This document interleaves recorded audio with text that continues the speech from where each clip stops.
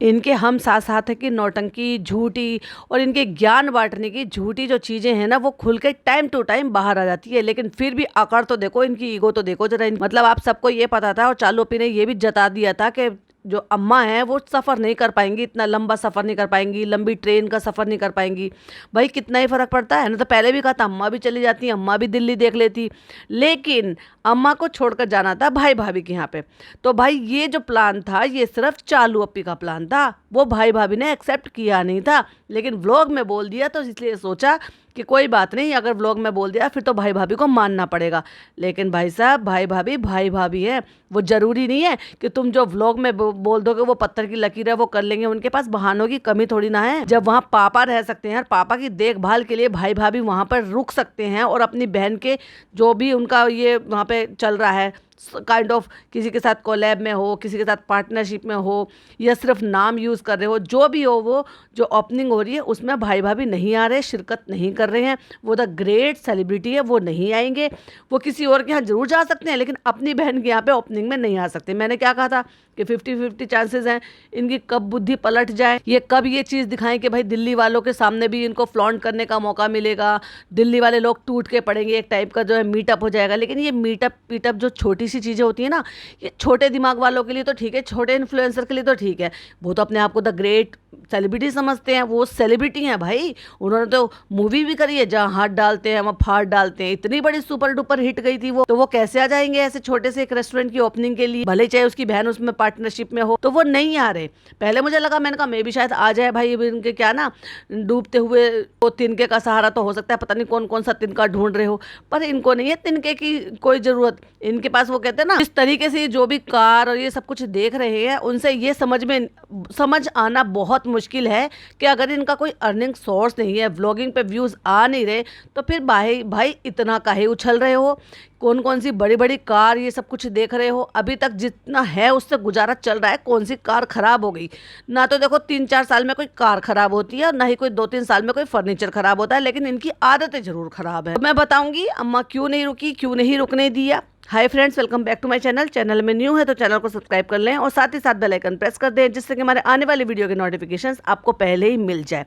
ये भी एक मेन रीज़न हो सकता है कि इनके घर में जो भी कुछ है वो आपस में कोई बात हुई होगी, कहा सुनी होगी। हम साथ साथ है कि दिवाली तो मना ली इन्होंने, लेकिन ये नहीं पता था कि भाई ये अम्मा को मना कर दिया जाएगा या रखने से इनकार कर दिया जाएगा। उसका सॉलिड रीज़न है क्योंकि अम्मा द डॉल ने बहुत सारी चीज़ें बाहर निकाली थी और घर का बेदी लंका ढाए वो वाली बात फिर से ना दोहरा दे अपने आप को, और उनको बहुत सारी चीज़ें ना पता चल जाए। और अगर वो वहाँ पर रखते हैं और भाई भाभी भी वहाँ से अगर जाते हैं, इन केस इसलिए बोल रही हूँ कि वो फ्लाइट पकड़ के एक ही दिन में आ भी सकते हैं और अगले दिन जा भी सकते हैं। डेफिनेटली ये भी हो सकता है कि वो अपना प्लान बदल दे और एक दिन के लिए फ्लाइट पकड़ कर आ जाएं और एक रात रुककर अगले दिन चले जाएं। पर लेकिन अगर पूरा खानदान आया हुआ है तो मुझे नहीं लगता कि सिर्फ केयर टेकर के बहाने वो अपने पापा को छोड़कर आएंगे। अगर प्लान बनता है तो मे भी शायद वो पापा को अपने साथ लेकर आए, लेकिन चालू अपी ने तो ये जिक्र करा ही नहीं। हो सकता है भाई भाभी का कंटेंट रिवील नहीं करना चाहते हो, लेकिन मुझे नहीं लगता कि उनका कोई ऐसा कंटेंट है और वो यहाँ पर आना चाहेंगे। क्योंकि चालू का अगर अपना अकेली का होता तो बात भी थी, उसका तो सिर्फ नाम यूज हो रहा है, जैसे कि नेहा ने ऑलरेडी सारी बात बता दी है। तो जिसमें सिर्फ नाम यूज हो रहा है, अपनी कोई मेहनत नहीं है, कोई पैसा नहीं है, कोई कुछ नहीं है, तो उसके लिए क्यों कर ही वो आएंगे। और अगर वो नहीं आ रहे हैं, मगर अगर ऐसा नहीं है कि भाई उनका जो है 50-50 का है या 40-60 का है या 30-70 का है, जो भी है, तो अगर इतना भी है तो मेरे ख्याल से तो आना चाहिए था। ये एक बहुत अच्छा मौका है, अपॉर्चुनिटी है, अपने घर की बहन है, सेलिब्रिटी भी, मतलब वो अब इन्फ्लुएंसर तो बनी गई है, सेलिब्रिटी तो खैर क्या ही बोलो। और अगर वो किसी और सिटी में अपनी ब्रांच खोल रही है वहाँ पर, और सेलिब्रिटी किसी और को भी तो बुलाती है, अपने भाई भाभी को भी बुला सकती है रिबन कट करने के लिए या व्हाटएवर जो भी कुछ करने के लिए।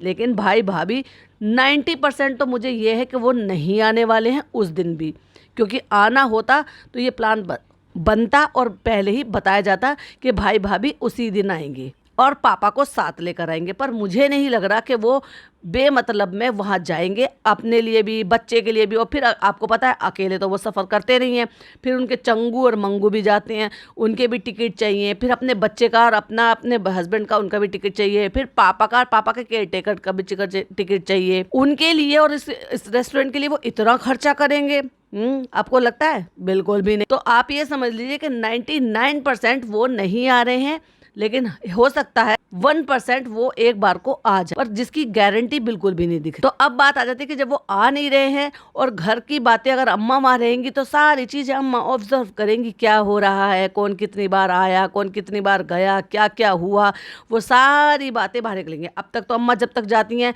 तो वहां से पूरा जो है सिनेरियो बिल्कुल बदल दिया जाता है कि अम्मा थोड़ी देर बैठी और अम्मा उसके बाद चालूपी के साथ निकल गई, और उसके बाद फिर जो भी हो रहा है वो तो होता ही रहता है।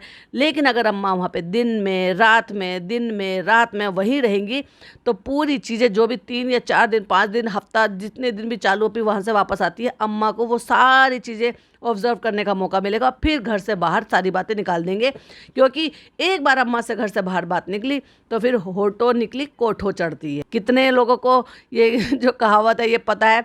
हाजिरी लगाकर जरूर से कमेंट में बताना क्या यह सुनिए, होठो निकली कोठो चढ़ती है। तो ये एक मेन रीज़न है कि कहीं ऐसा ना हो अंदर की बातें बाहर निकल जाए कि 5 BHK में क्या होता है, कौन आता है, कैसी थेरेपी होती है, कौन मौलाना पढ़ाने आ रहे हैं, पापा कैसे करते हैं, पापा का खाने का क्या होता है, कौन क्या कितनी सांसें ले रहा है, कौन कितने बजे सो रहा है, कौन कितने बजे उठ रहा है। तो और दूसरी बात, जिम्मेदारी हमें नहीं लेनी। कंटेंट तेरा है, तू लेकर आई है तो हम क्यों पाले भाई। अगर 6-7 दिन के लिए भी रखना हो, 4-5 दिन के लिए भी रखना हो तो हम नहीं रखेंगे, तू अपने साथ ढोके लेकर जा। एक 90+ ओल्ड लेडी जिसको चालू अपी अपना कंटेंट बनाकर यहाँ पर लेकर आई है तो उसको यही कह दिया गया कि तू कंटेंट बना के साथ ही ले जा। उनसे चला जाए तो भी तेरा कंटेंट, उनसे नहीं चला जाए तो भी तेरा कंटेंट। और जब तू माँ को सारी परिवार को ले जा सकती है तो तू इन्हें भी ले जा। अब मुझे एक बात समझ में नहीं आती कि अगर ये लड़की 12th में है तो ये 4-5 दिन के लिए, हफ्ते भर के लिए कैसे अपनी पढ़ाई से, कोचिंग से दूर रहकर इसके साथ साथ जा रही। नान का 11th है और पिज़्ज़ा का 12th होना चाहिए। 12th के एग्जाम जो है वो फेब में होने वाले हैं, तो क्या इसको बिल्कुल पढ़ाई नहीं करनी है? क्या इसने बिल्कुल 12th भी क्लियर नहीं करनी है, बस हाई स्कूल ही कर रह जाएगी? और क्या उसके लिए उसको पढ़ाई करने की जरूरत नहीं है, या नैनीगिरी पे ही जो है निबंध लिख कर आ जाएगी कि भाई चलो 12th में क्या लिखना है? हाँ मुझे पता है चालू अपी को क्या पसंद है, चालू अपी को क्या नहीं पसंद है, चालू अपी के बच्चे की कितनी बार पॉटी साफ करती हूँ, चालू अपी के अलमारी कैसे लगाते हैं, चालू अपी के कपड़े कैसे सुधारते हैं, चालू अपी के पौधों में पानी डालना है, चालू अपी के लिए ये करना है वो करना है। उस पर क्या इसको बेचारी को क्या निबंध लिखने हैं, ऐसे लिखने हैं? चालू अपी के ऊपर अगर ऐसे आया तो भाई उसमें पिज्जा फर्स्ट आने वाली है, क्योंकि चालू अपी को उतना अपने बारे में नहीं पता होगा जितना पिज्जा को चालू अपी के बारे में पता। और इस बेवकूफ डफर लड़की को कोई ये बताओ, कह रही है हम देखो हम उदयपुर के कितने बॉस हैं। मैप को इतना क्लोज कर रखा है, मतलब इतना ऐसे कर रखा है कि उदयपुर के इतने पास में, उदयपुर के पास में, लाइक सीरियसली न्यू दिल्ली से लेकर और अजमेर का जो ड्यूरेशन है ना वो 500 किलोमीटर पड़ता है। तो उतना ना सही डिस्टेंस दिखाई दे रहा है, लेकिन उदयपुर से जो इसकी लोकेशन है वो कम से कम हाफ तो दिखाई दे रही है, और उतनी दूर के लिए कह रही देखो हम उदयपुर के कितने पास हैं। हद है भाई साहब, समझ में आ रहा है ये बच्चे क्यों फेल होते हैं। लो भाई लो, हमें आज नान का प्यार करते हुए भी रूप देखने को मिला अपनी अम्मी के पास, जो कि बहुत रेयर, ये हमें मुश्किल से 5 साल में 5 बार भी नहीं देखने को मिला हो, जबकि इन 5 साल में 50,000 बार हमें आवा के साथ देखने को मिला। और आवा के साथ तो भाई वो पॉइंट में मैं बताऊंगी। और फिर लास्ट में बैठकर कहती है फ्रेंड्स हमें इस व्लॉग का एंड लेना, और मुझे ये पॉडकास्ट सिर्फ इस एंड लेने की वजह से ही मुझे ये पॉडकास्ट यहाँ पर पूरा डेडिकेटेड ये बनाना पड़ रहा है, क्योंकि बाकी का रिव्यू तो आपको पता है मैं दूसरे चैनल पर ही करूँगी, शुरू से करूँगी, जो कि आपको देखना पसंद है और मुझे बनाना पसंद। तो गाइस मैंने कहा कि चलो इस व्लॉग का एंड कर लेते हैं, और आप लोगों ने भी कुछ कहा है वो भी हम आपके साथ बता देते हैं। लेकिन उससे पहले मैं आपको ये बता दूं, इतनी बड़ी बेशरम औरत है ये कि भाई मैंने इससे बड़ा बेशरम कोई नहीं देखा। अब आप कहोगे कि क्या इसने माफ़ी मांगने में क्या बेशर्मी दिखा दी। अगर आपको याद होगा तो जिस दिन ये निदा को मिली थी और आपने मेरा पॉडकास्ट सुना होगा तो मैंने आपको बताया था कि इसको इतनी शर्म नहीं आती है कि जब ये फीड कराती है तो अपने अंदर के कपड़े सही नहीं करती है। क्या कोई औरत ऐसे करके बाजार में घूम सकता है? शर्म नहीं आती दिखाते हुए? और वो भी जब तुम एक हिजाबी हो। अगर हिजाबी नहीं भी हो तो किसी को अपने अंदर के कपड़े फ्लॉन्ट कर दिखाने की जरूरत नहीं होती है। जो पहनते हैं, जो दिखाते हैं, उनकी बात अलग है। तुम्हारा कल्चर ये तुम्हें गवाही नहीं देता कि तुम ये सब कुछ कर दिखाओ, जैसे तुम बनते हो डाउन टू अर्थ। अरे भाई तुम्हारी भाभी तक नहीं दिखाती है वो तो एक एक्ट्रेस है, उसने सब तरह के कपड़े भी पहने, चाहे फिर वो सैंडो हो, स्लीवलेस हो, बैकलेस हो, जो भी हो उसने सब कुछ पहना था जब वो एक्टिंग करती थी। लेकिन अब तुम्हारे घर में आ गई है फैज़ा बेगम, जब से वो बन गई है ना, मुमानी जान बन गई है, बड़े अदब कायदे से कपड़े। भाई न्यू मदर तो वो भी थी, पर उसकी बेशर्मी हमें कभी देखने को नहीं मिली जितनी इस औरत ने 4 महीने में दिखा दी। अब आप कहोगे बेशर्मी क्या है, तो चलो मैं एक पिक्चर शेयर कर रही हूँ, जरा आप अपनी स्क्रीन पर देखिए। इससे पहले भी मैंने जब वो पॉडकास्ट बनाया था तो मैंने आपको बताया था कि गले में से इसके अंदर वाले जो कपड़े होते हैं, अंदर वाले कपड़े मतलब आप समझ जाओ इनर वेयर, कि वो दोनों तरफ से बाहर निकल रहा है। मुझे पता था, मुझे कैसे पता कि इसने ब्लैक कलर का पहना हुआ है? वो ब्लैक कलर का क्योंकि ये पहनती है, प्रेफरेंस देती है इस चीज़ को, इसने अभी भी वही पहना हुआ था। और अब ये वाला फोटो देखिए, अब जो चीज़ दिखेगी उस पर तो कॉल आउट किया जाएगा, क्योंकि ये बड़ी महान बनती थी। जब इसने बालों का हिजाब विजाब का सब कुछ ले लिया और इसकी शादी हुई और धीरे धीरे करके इसने बेशर्मी दिखानी शुरू हुई, तो आपने बहुत बार देखा होगा, इवन ये ट्रेन का भी किस्सा था कि इसके थोड़े से बाल दिख गए और वहाँ पे शूटिंग करी थी, तो पिज़्ज़ा आवाज़ लगा के, ओ बाल बाल बाल बाल, चलो तुम्हारे बाल दिख रहे हैं। और इसने फिर वो बाद में ब्लर करा, जहाँ से इसके दुपट्टे पे से बाल दिख रहे थे वो इतने से बाल दिखना भी ब्लर किया।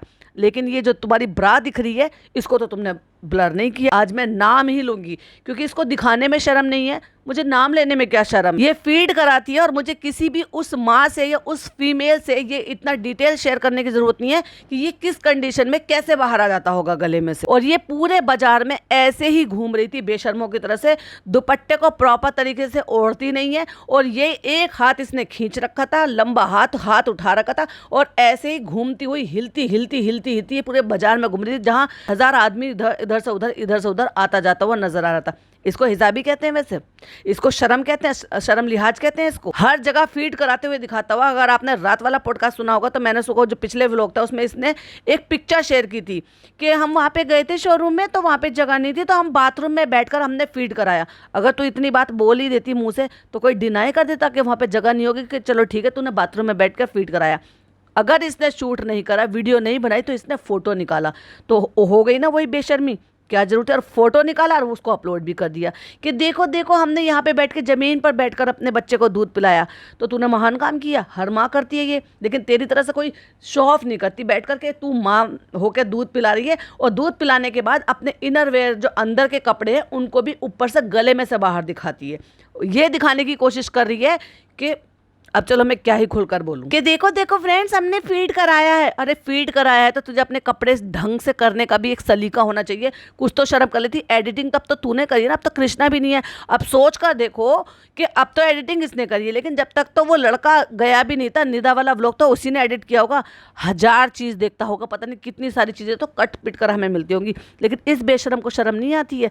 भले ही वो इसका मुंह बोला भाई ही हो, पर है इसके लिए गैर महरम, क्योंकि अपना माँ जाया जो भाई होता है ना, उसके साथ तो ठीक है कि आप हिजाब या अबाया ये सब जो है नहीं ले सकते हो, क्योंकि वो गैर महरम में नहीं आता है। उसके अलावा, अपने पति के अलावा, अपने बाप के अलावा जो भी होता है, यानी कि जिससे निकाह जायज़ है, वो गैर महरम में ही गिनती में काउंट होता है। और इस औरत को शर्म नहीं आती। ये व्लॉग कोई भी देखेगा वो समझ जाएगा कि इसके अंदर के कपड़े गले से इतने बाहर आ रहे हैं कि इसको इतनी शर्म नहीं है कि चलो ठीक है भाई तुम फीड कराने वाली मदर हो तो फीड कराने के बाद अपने कपड़े तो ढंग से कर सकती हो। जब तुम 37 लाख लोगों को ये शूट कर कर दिखा रही हो, ये दिखा रही हो कि मैंने अंदर ब्लैक कलर की ब्रा पहनी हुई है जो कि मेरे गले में से बाहर आ रही है, और वो भी जब जब माफ़ी मांग रही है। बहुत शातिर और चालाक औरत है ये। ऐसा इतना जो ना ये वाला काम भी नहीं इसने जानबूझकर करा है। क्यों? क्योंकि लोग देखेंगे, क्रिटिसाइज करेंगे। ये चाहती तो ये वाले पोर्शन को ब्लर कर सकती थी, काट सकती थी। चलो काटना पॉसिबल नहीं था क्योंकि माफी मांग रही है, तो उसको ब्लर तो कर सकती थी ना, लेकिन नहीं, इसने ऐसे ही रहने दिया। लोगों को समझ में नहीं आ रहा, दिखता नहीं है, अंधे हैं क्या? अकल की अंधी तो तू है जो तेरे को ये समझ में नहीं आता कि एक हिजाबी होने के बावजूद भी तू ये घटिया हरकतें करती है। आपसे कहा था ना कि इस जगह पे जब मैं रिव्यू करूंगी तो मैं बताऊंगी। ऐसे ही ऑरेंज कलर की टी शर्ट पहन के, ऐसे ही बेख्याली में बैठकर, ऐसे ही ट्रेन में बैठकर, बस फर्क इतना था कि यहाँ पे चालू बेशर्मों की तरह से अपने अंदर की बरा बाहर चमकाते हुए यहाँ पे डायलॉग बाजी कर रही थी और इनकी माँ बैठी हुई आंसू पोंछ रही थी। वही सेम सिनेरियो है, बिल्कुल एग्जैक्टली। बस बच्चा गोद में आ गया है और ये बेशर्मों की तरह से यहाँ पे बैठी हुई है और फनी वही मुंह लटका कर बैठा हुआ है। चलो एक पहली पिक्चर देखो, ये लगा रही हूँ मैं। और अब ये दूसरी पिक्चर देखो जहाँ ये बेशरम बैठी हुई है। अब बात कर लेते हैं इसके माफीनामा पे, जो जिसमें माफीनामा तो बिल्कुल भी नजर नहीं आ रहा, बस दबी आवाज में। पूरी रात ट्रेन में जब लोग सो रहे थे तो इसकी बकर बकर बकर बकर, इनकी बेहुदी पना जो ना वो कम नहीं हो रहा था। बंदरों की तरह से गुलाटी मार रहा था इसका भाई। मैं तो सोचती थी वो सेंसिबल लड़का है, वो उसमें थोड़ी सी सेंस है, पर नहीं भाई, इसके साथ रहकर तो वो भी जंगली हो जाता है। मतलब लाइक सीरियसली कि एक 17-18 साल का लड़का ऐसे खुद फान मचा रहा है कि जैसे कि 7-8 साल के बच्चे करते हैं। दोनों सीटों पे इधर उधर पैर रखना, घुटनों के बल वहां पे खड़े, खुदा ना खास्ता फिसल जाता, मुंह टूट जाता, लग जाता, अच्छा रहता। ऐसे कारनामे करने ही क्यों भाई? कोई किसी भी चीज़ की कोई लाइफ नहीं होती, कोई गारंटी नहीं होती कब कौन सी चीज़ टूट जाए, लग जाए, गिर जाए। आप सबको पता है ना कि कपड़े भी कई बार फिसल जाते हैं। घुटनों के बल वो दोनों जो हमारी बर्थ है ऊपर की, उन दोनों पे घुटनों के बल से ऐसे टांग चढ़ा के खड़ा हो गया। और ये बेशरम हंस के कह रही है उससे कि मैं तो ये सोच रही थी, मैं तो हैरान हूँ कि तुम्हारी पैंट इतनी मजबूत है। मतलब ये चाह रही थी कि उसकी पैंट फट जाती और इसको हंसने का मौका मिल जाता और व्लॉग बनाने का मौका मिल जाता था। बहुत बेशरम है, खुद के तो अंदर के कपड़े दिखाती है, अब ये भी चाह रही थी कि उसके भाई की पैंट भी फट जाए। चलो बात करते हैं इसकी माफीनामा पे। तो फ्रेंड, हम लोग यहाँ पे एंडिंग लेने आ गए थे, तो हमें यहाँ पे स्पेशल आपसे सॉरी भी बोलनी थी। और इतनी सी क्लिपिंग के लिए जो इसने सॉरी के लिए यहाँ पर बैठ के सारा ज्ञान बांटा है, ज्ञान ही बांटना कहूंगी मैं तो, उस पर पूरा डेडिकेटेड उसने टाइटल डाल दिया, हमारी गलती है, हमें माफ कर दो। तो फ्रेंड, हमें सॉरी इसलिए कहना था कि हमारी गलती है। तेरी शक्ल पे तो दिखाई दे रही है ना कि तू सॉरी बोल रहा है, और तुझे वाकई अंदर से सॉरी है। अंदर से उस दिन मैं हैदर को ऐसे ले गया था, वैसे ले गया था, तू तेरा बाप, मतलब तू बाप बन गया और तेरा जो है दिल कलेजे को मुंह को नहीं आया कि तूने अपने मासूम से बच्चे को स्टीयरिंग व्हील पर बिठा रखा था। खुदा ना खास्ता जर्क लग जाता या बच्चा थोड़ा आगे को हिल जाता, उसके मुंह पर लग सकता था स्टीयरिंग, उसके माथे पर लग सकता था, धचकी लग सकती थी, अचानक से गाड़ी आ सकती थी। कहती है 5 मिनट की दूरी पर हम जा रहे थे। वो 5 मिनट की दूरी भी दूरी ही होती है। वो 5 मिनट के लिए ही सही, तुमने बिठाया क्यों? बच्चा रो रहा था और बच्चा खुश हो गया।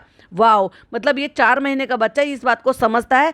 1.5 साल का बच्चा हो जाता है ना, वो तब समझता है कि हाँ ठीक है, मुझे गाड़ी चलानी है, मुझे यहाँ पर बैठना है। मैं ये नहीं कह रही कि बच्चे जिद नहीं करते हैं, बच्चे जिद करते हैं और बहुत सारे बच्चे करते हैं। मेरा खुद का भतीजा, वो बहुत खुश होता है, वो रोता है, वो किलसता है, वो कहता है कि मुझे पापा के पास जाना है, वो जिद कर करके लपक लपक के जाता है। और मेरा भाई क्या करता है, जब गाड़ी रोक लेता है, थोड़ी देर उसको बिठा लेता है, उसको तसल्ली हो जाती है, या फिर बंद गाड़ी के आगे बिठाता है।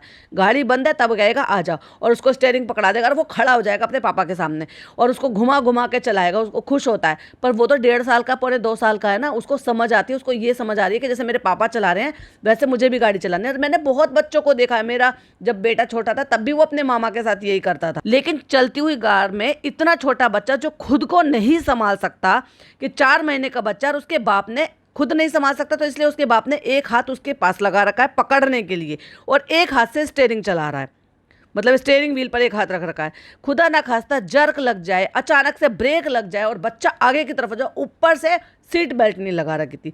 सीट बेल्ट अगर लगाई गई होती तो बच्चा फिक्स रहता, अपने पापा के साथ चिपका हुआ रहता। मगर इतने जंगली लोग हैं ये कि इनको ये समझ में नहीं आती कि जिस बच्चे के लिए हमने इतनी दुआएं मांगी, इतनी जगह दरगाहों पे माथा टेका, इतनी जगह जा जाके हमने मन्नतें पूरी करी है, हम उस बच्चे के साथ कैसे खिलवाड़ कर सकते हैं? और एक्सक्यूज़ तो देखो, क्योंकि 5 मिनट के लिए जा रहे थे। अगर 5 मिनट के लिए भी जा रहे थे तो 5 मिनट के लिए भी क्यों बिठाया तुमने बच्चे को?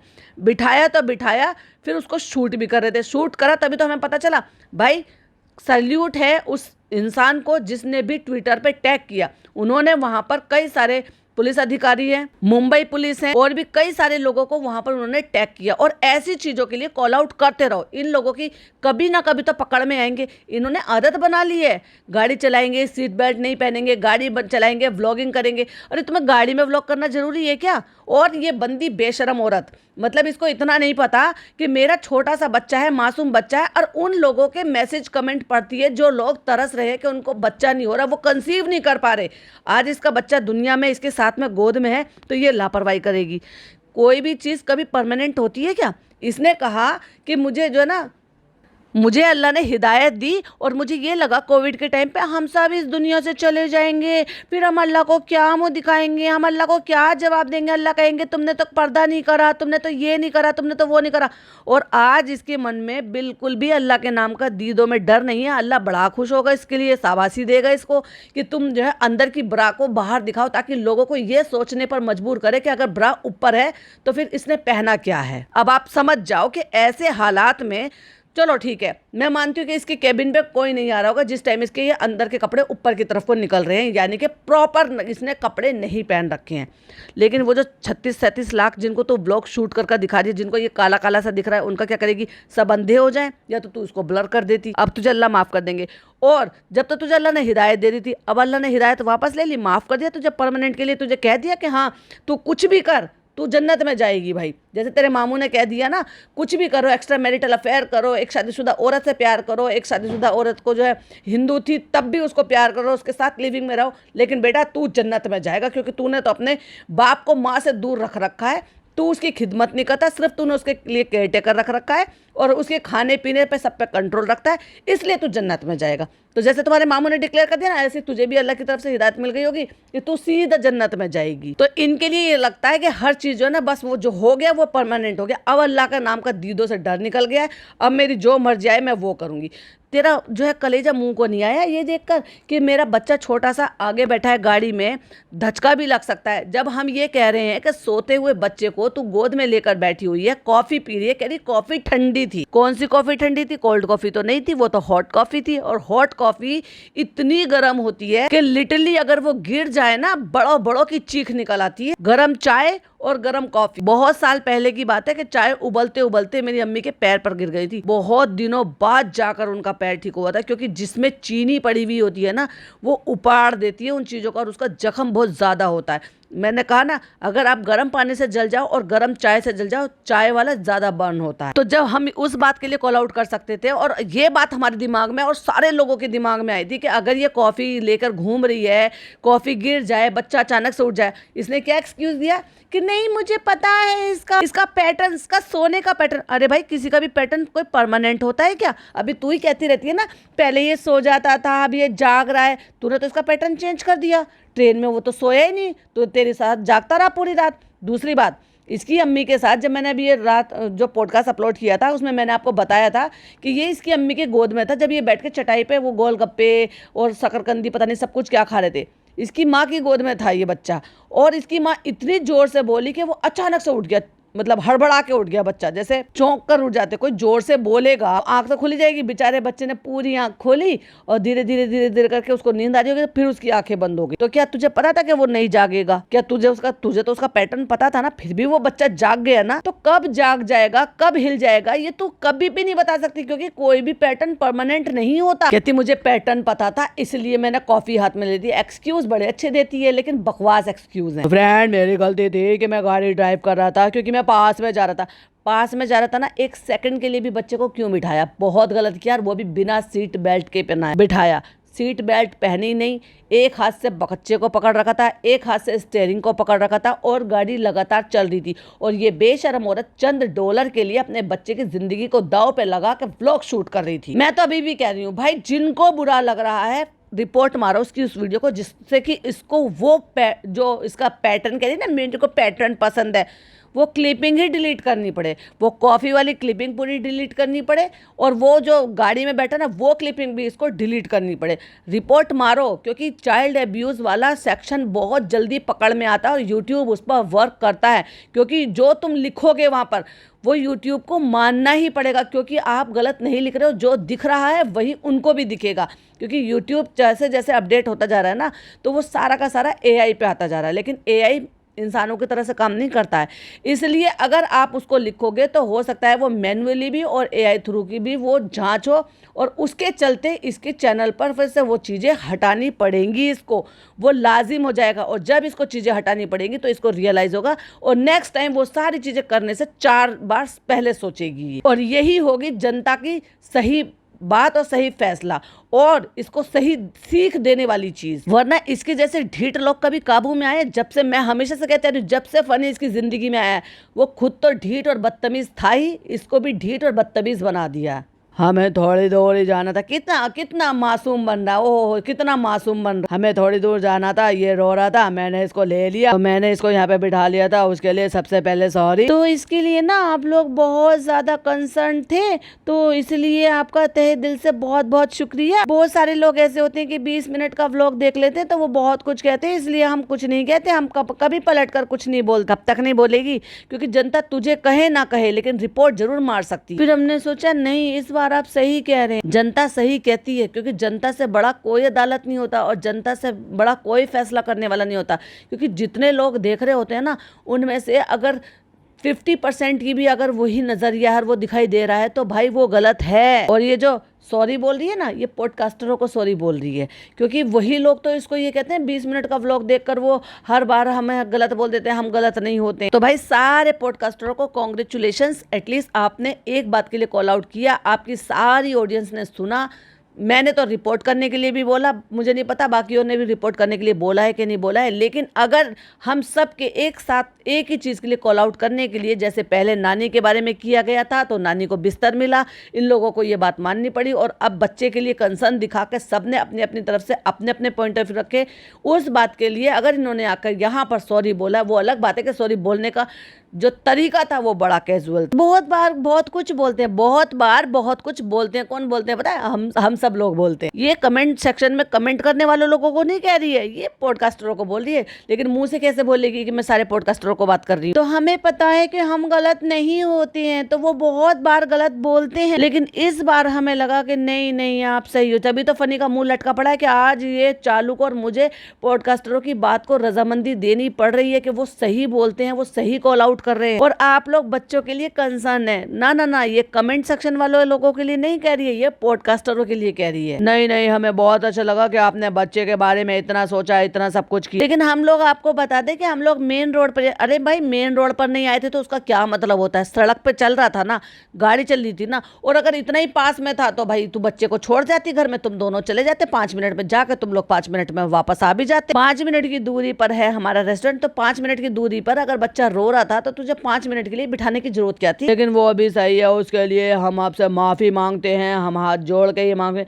जोर तो बहुत पड़ रहा होगा है फनी बाबू, है ईगो हर्ट हो गई है। और वो कॉफी के लिए भी आप बोल रहे थे, इसको पता है क्या कहते हैं? खिसियानी बिल्ली खंबा नोचे। और खास तौर से फनी की तो आदत, मैंने क्या कहा है, जब भी कभी ये खिसियाना होता है किसी भी चीज के लिए, मतलब अंदर से कुछ और चल रहा होता है इसका, लेकिन इसको वो जबरदस्ती करना पड़ता है, तो वो उस पॉइंट पर इसकी एक आंख जो है वो छोटी हो जाती है। तो आप सब ने सब बोल रहे थे कि बच्चे को लेकर गर्म कॉफी नहीं लेनी चाहिए थी। तो फ्रेंड्स मैं आप सबको बता दूं, वो कॉफी ठंडी थी और वो जमी हुई थी। लेकिन फ्रेंड मैं बहुत ख्याल रखती हूँ, लेकिन मुंह से आवाज नहीं निकली। वैसे तो रात को बड़ी चकर चकर चकर चकर कर रही थी, जब वो पूरी ट्रेन सो रही थी तब इस बंदी ने अपने सारे लोगों के साथ मिलकर ट्रेन सर पे उठा रखी थी। लेकिन जहां माफी मांगने की बात आई दिन में, वहां पे इससे बोला नहीं जा रहा कि भाई मैं जोर से बोलूं। वैसे तो बहुत बुलंद आवाज है तेरी, और ये बहुत गहरी नींद में सो रहा था, तो इसलिए मुझे पता था कि ये नहीं उठेगा। गहरी नींद में बच्चा कब सोता है और कब जाग जाता है ये तुम कभी भी नहीं सोच पाओगी।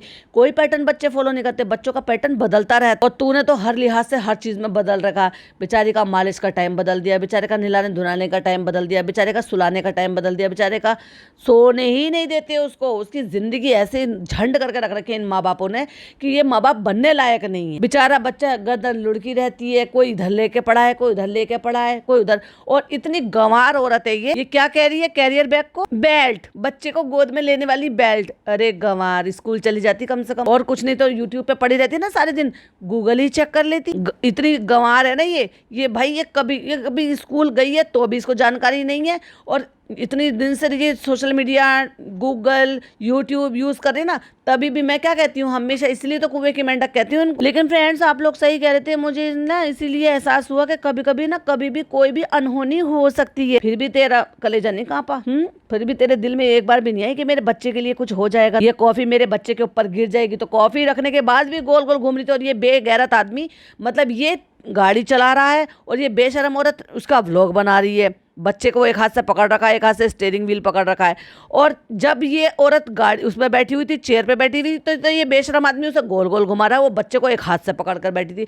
दोनों ये अल्लाह मिलाई जोड़ी है भाई साहब, एक अंधा एक कोड़ी वाला, दोनों में से किसी को अक्ल नहीं है, दोनों माँ बाप बनने लायक नहीं। तो आप लोगों का बहुत बहुत शुक्रिया हमें सही सलाह देने के लिए, हमारे लिए, हमारे बच्चे के लिए कंसर्न दिखाने के लिए। एक एक बात का, एक एक बच्चे का हमें एहसास हुआ। और देखो सॉरी लिखकर इमोजी भी लिख दी। हम लोग दोनों मिलकर करते हैं सॉरी। कब तक और कितनी कितनी बातों के लिए सॉरी बोलोगे? तुम्हें तो बहुत चीजों के लिए सॉरी बोलना पड़ेगा, क्योंकि तुम हर व्लॉग में कुछ ना कुछ ऐसा करते ही हो कि तुम हर बार तुम्हें सॉरी बोलना पड़ेगा। और भाई ऑडियंस ने कमाल कर दिया भाई, सॉरी बुलवा ही लिया आखिरकार चालू अपी से, जो कि इसको बोलना जरूरी भी था, क्योंकि ईगो 7वें आसमान पर था इस फनी का। तो मैं भी आगे से जो है ड्राइव करते हुए इस बात का ख्याल रखूं, और चालू भी इस बात का ख्याल रखेगी कि हम आगे को आगे ना बिठा के ना ड्राइव करें, ना हम कोई चीज का ऐसे ख्याल रखें। तो फ्रेंड वीडियो अच्छा लगे तो हमारी वीडियो को लाइक करना और शेयर करना। और देखो अब ऐसे टाइम पर इसको रियलाइज हो गया, या किसी ने शायद बता दिया, या पता नहीं क्या रहा, उसके बाद इसने अपने गले को दुपट्टे से ढक लिया, जिस गले में से इसकी पूरी ब्रा ब्लैक कलर की चमक रही थी। हमारी वीडियो को लाइक कर दें, शेयर कर दें, ये कर दें, वो कर दें।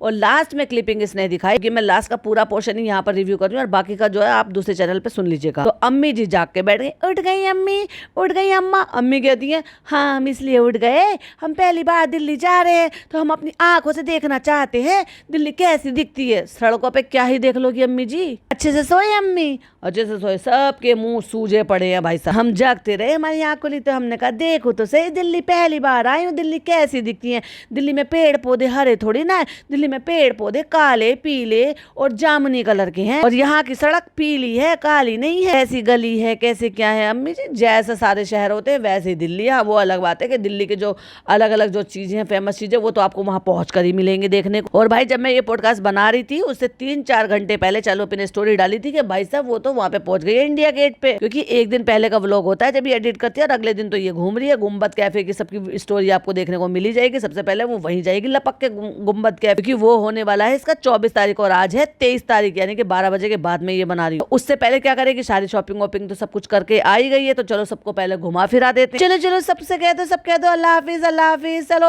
अम्मा कह दो, अम्मा तुम भी कह दो, कौन ही मार के कहती है अम्मा तुम भी कह दो ना अल्लाह हाफिज। अम्मा अल्लाह हाफिज बोल दो ना। अम्मा ने भी अल्लाह हाफिज कर दिया, अल्लाह हाफिज अल्लाह हाफिज, क्योंकि अम्मा के अल्लाह हाफिज के बिना तो एंडिंग लेती ही नहीं चालू। अब क्या करे, अम्मा जी को तो लेकर आना पड़ा, भाई भाभी ने रखने से मना कर दिया, नहीं तो अम्मा जी सारे भेद खोल देती। कौन कितनी थेरेपी देने के लिए किसको आ रहा है, किसकी थेरेपी कितनी बार हो रही है, कौन किसको पढ़ाने के लिए आ रहा है, कौन कितनी बार क्या हो रहा है क्या नहीं हो रहा। तो ये था चालू अपी का सॉरी वाला व्लॉग और बेशर्मी वाला व्लॉग और मेरा पॉडकास्ट। आई होप आपको पसंद आया होगा। मेरा पॉडकास्ट पसंद आया हो तो पता है ना क्या करना है, लाइक शेयर एंड सब्सक्राइब। और चैनल पे पहली बार आए तो सब्सक्राइब जरूर से कर लीजिएगा। फिर मिलती हूँ एक और नई वीडियो के साथ। टिल देन बाय बाय, अल्लाह हाफिज, टेक केयर।